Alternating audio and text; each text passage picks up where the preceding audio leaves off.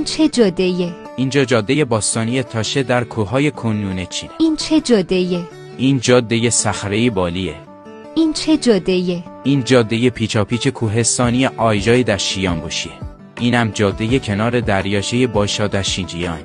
این چه جاده‌ایه؟ این تونل توخالی خیابان هوانگپو در گوانگژو و این پل جنگ مننینگ در هاینانه. این چه جاده‌ایه؟ اینجا بزرگراه روی آب در دریاچه پویانگ و این بزرگراه یو شکل 315 در چینگایه. این چه جاده‌ایه؟ اینجا هم جاده دور دریاچه سایرامه. این چه جاده‌ایه؟ این جاده باستانی پاملون در شینجیانگ. بیش از 70 کیلومتر طول و بالای 600 پیچ اسشکل.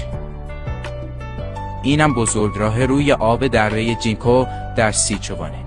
این چه جاده‌ایه؟ اینجا جاده باستانی دههای درهامیه. این چه جاده‌ایه؟ این جاده نوپاوتیان در آنچینگ آنگویه. این چه جاده‌ایه؟ این جاده موجی در دشت آکسیلیسی در گوژو. اینم مسیر تاریخی 66 آمریکاست معروف به مادر رود. این چه جاده‌ایه؟ این جاده مرگ در نپاله. این جاده تیانونگ توی شانشیه. این چه جاده‌ایه؟ این جاده موجی معروف چون گوینگه. اینم پل شناور گذرگاه شیردر در آنشیه. این چه جاده‌ایه؟ اینجا جاده لینگ پایشی در چون چینگه.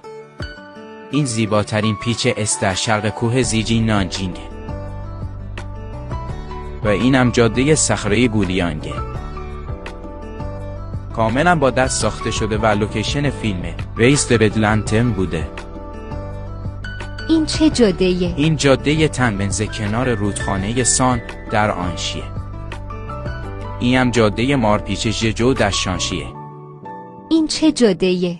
اینجا تقاطع چراغ‌های راهنمایی فوتیان هوانگگان در شنژن با مجموع 124 چراغ راهنمایی.